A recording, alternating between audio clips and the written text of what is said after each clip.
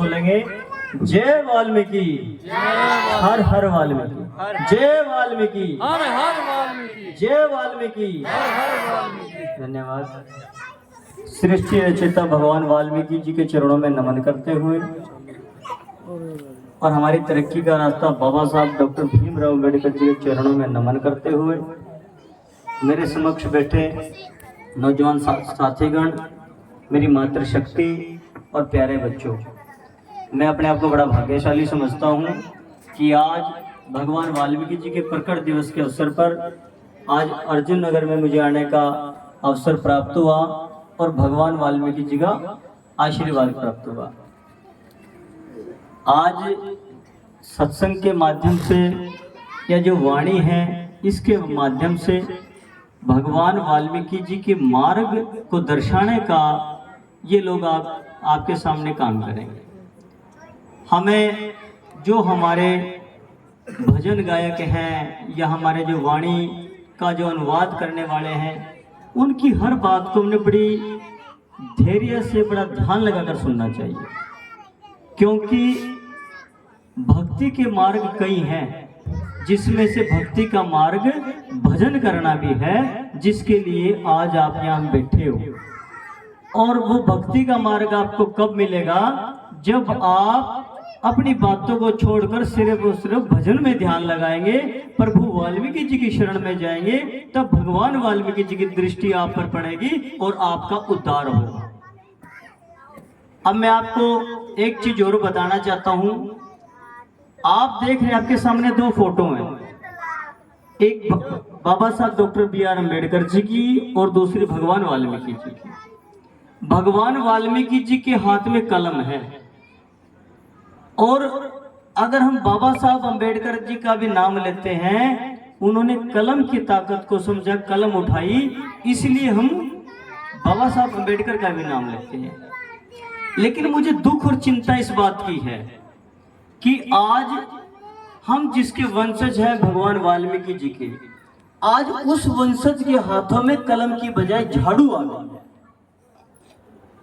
और हमारे पढ़े लिखे युवा साथी, मेरी बहनें, मेरी बेटियां पढ़ लिख कर भी वो बेरोजगारों की तरह कोई हमारे घरों में पोछा लगाते हैं, हमारी महिलाएं बेटियां, कई हमारे युवा साथी फैक्ट्रियों में झाड़ू का, सफाई का, नाले साफ करने का, यहाँ तक कि सीवर में उतरने का काम करते हैं। जो सीवर में उतरने का काम करते हैं, जब वो सुबह घर से जाते हैं, उनको ये नहीं पता कि शाम को वो वापस लौटेंगे भी या नहीं लौटेंगे। इतना रिस्क का काम है आप लोगों का। आप लोगों को अपनी इस दिनचर्या को बदलने का प्रयास करना चाहिए। झाड़ू उठाने से तरक्की नहीं होगी। झाड़ू उठाने से सिर्फ आप अपनी गलियों की, अपनी मोहल्लों की, अपने शहर की सफाई कर सकते हो, लेकिन समाज की अगर सफाई करनी है, समाज का अगर उत्थान करना है, तो शिक्षा जरूरी है, जो भगवान वाल्मीकि जी भी कहते हैं और बाबा साहब अम्बेडकर जी भी कहते हैं। आप लोग एक रोटी कम खाएं, अपने बच्चों को ज्यादा पढ़ाएं, और जितना पढ़ाएं, पढ़ाई के साथ साथ अपने बच्चों को संस्कार जरूर दें। अब बहुत सारे हैं जो पढ़े लिखे हैं, लेकिन आज हमारे बच्चे संस्कार से जो है भिन्न हैं, संस्कारों का बहुत कमी है। और जिस परिवार के अंदर संस्कार नहीं होते, वो परिवार कभी तरक्की नहीं कर सकता। एक दिनचर्या बनाएं। बच्चों, बेटा इसको 2 मिनट के लिए रोक दो इसको। आज हरियाणा सरकार में मुख्यमंत्री नायब सिंह सैनी बने। मैं जब 10 दिन पहले इस कॉलोनी में वोट मांगने के लिए आया था, मैंने किसी पार्टी के लिए वोट नहीं मांगा। मैंने उस वक्त इस बस्ती के लोगों को कहा था कि मैं ना बीजेपी के लिए वोट मांगने आया हूँ, ना कांग्रेस के लिए वोट मांगने आया हूँ। मैं वोट मांगने आया हूँ तो मेरे समाज के उन लोगों के लिए वोट मांगने आया हूँ जो मेरे समाज की बहन बेटियां, जो मेरे युवा साथी आज जो पढ़ लिख कर जो बेरोजगार घूम रहे हैं, उनको नौकरियां मिलनी चाहिए, तब हम वोट करोगे। आज सरकार बनी और इस सरकार ने 48,000 कर्मचारियों की भर्ती करी, जिसमें वाल्मीकि समाज के एक ही परिवार के 3 बच्चे लगे। ये अच्छी बात है या बुरी बात? अभी बहुत सारी बातें सरकार आपके लिए, लोगों के लिए करेगी।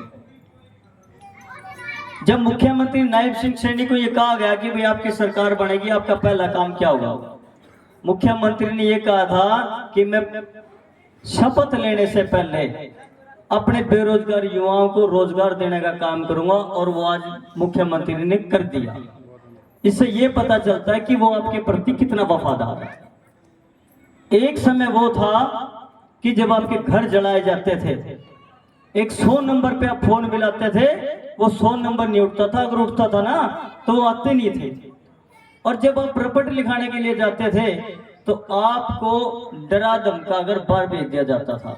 और एक आज का दौर है कि आप 112 नंबर पे कॉल करो, पुलिस आपके घर आ जाती है। आप बताओ वो समय ठीक था या आज का समय ठीक है?